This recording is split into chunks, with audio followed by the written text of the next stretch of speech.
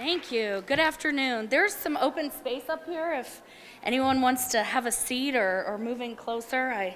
I know you guys have been standing a while. So as Jerry said, my name is Ashley Thornburg. I'm with the NCAA Eligibility Center.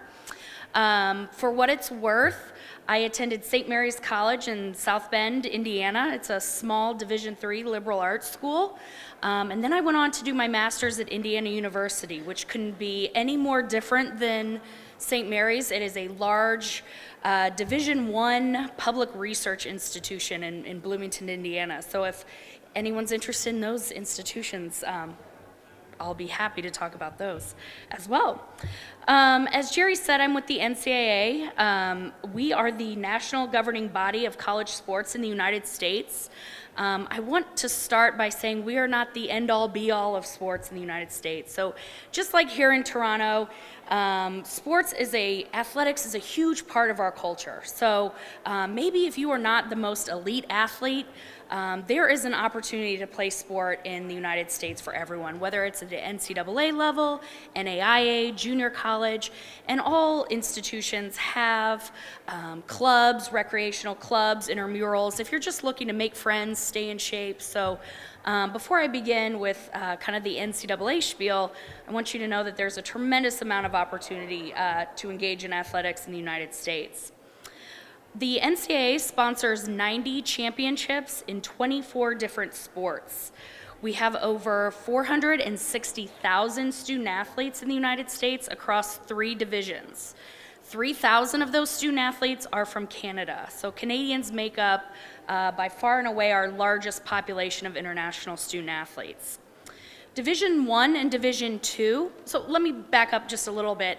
The divisions have nothing to do with the caliber of academic institution. There are outstanding universities, colleges and universities across all 3 divisions. The divisions refer to how large the athletics budget is on their campus. It could equate to bigger stadiums or more academic resources, so on and so forth. So that's kind of the definition of those divisions. I get the question a lot, so Division I, those are the best schools. Maybe not so. There are outstanding colleges and universities across all 3. Division I and Division II can offer athletics scholarships. Annually, $2.7 billion in athletics aid are given to Division I and Division II athletes. So if you are active in your sport, it may be worthwhile to try to pursue a scholarship as a means of financial help to come to the United States and play sport. Division III, our Division III schools make up our largest population of schools in the NCAA. However, they do not offer athletic scholarships. However, they offer academic aid and as well as need-based financial aid. So Division III schools tend to be smaller, private universities. Sometimes they have a larger endowment and may have more financial resources to provide you academically or because you're an international student athlete or have some type of financial need. The point of athletics in college sports is to really to enhance the student experience through athletics, and the goal for all of us at the end of this is a 4-year college degree. 1% of those 460,000 student athletes turn professional in their sport, okay?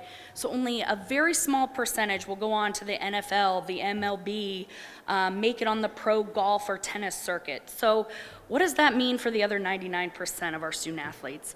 They need to get a degree because they're gonna need to go out and get a job. So that is important through this entire process. The Eligibility Center, we like to call ourselves the front porch to college sports. All student athletes, prospective student athletes, must register with the Eligibility Center. We certify that you are both an amateur student athlete and that you are academically prepared to play college sports for the next 4 years of your life. Registering with the I like to think of it as kind of there's 3 separate things going on at once. There's the recruitment process, which Coach Poulin may touch on. This is really the time that coaches do talent evaluations or look at your athletics ability and determine if you're a good fit for their team and vice versa. So that process is going on all throughout your high school career. There is also the admissions process to the institution. That is separate than the eligibility center. A lot of times as you're being recruited, a coach will want to know what your grades are or your standardized test if you've taken them, so that they can determine if you can get into their institution and if you will be successful and get your degree at the end of 4 years. And then there's the eligibility part. So this is the part that when you are coming into the NCAA, you must register with us, and we make sure that you have not done anything to jeopardize your amateur status, and you meet our minimal academic qualifications. I won't bore you because there's some awesome speakers following me with all of the different rules, but I do have a booth in the back corner where I have a brochure to give you. There's a couple helpful things in this brochure. First and foremost is the minimal academic requirements for both Division I and Division II. On the back, it also has a list of everything you need to do years 9, 10, 11, and 12. A lot of people ask, when should I register? Although there's not a set answer for that, we hope that you get into our system in grade 10. You can register with the Eligibility Center by going to eligibilitycenter.org. And there's two ways you can go when you get to our website. You can pay the registration fee of $80, and you will receive a certification at the end of it. Let's say you're in year 9, or maybe you're considering junior college or Division III, and you're not quite ready to make that payment. There's what we call a profile application. So this is free. You go through the registration process just as you would if you were registering for a certification. And this gets you into our system. So we now have your email address, and we can continue to send you updates and information on what you need to do to complete this process.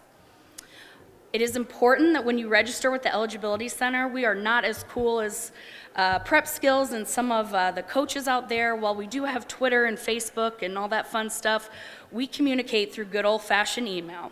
So when you register, make sure your student is registering. Although the parents, guidance counselors, coaches are very important in this process, it's ultimately the student athlete certification. Make sure that's a working email address and one that you check. We also require standardized tests, just like many of the institutions here. You can take either the ACT or the SAT.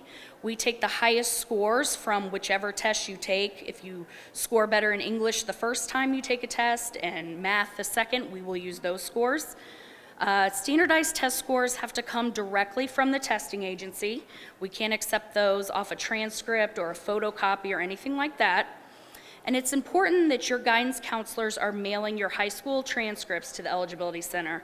Unfortunately, these can't be uploaded at this time. These have to come through the mail.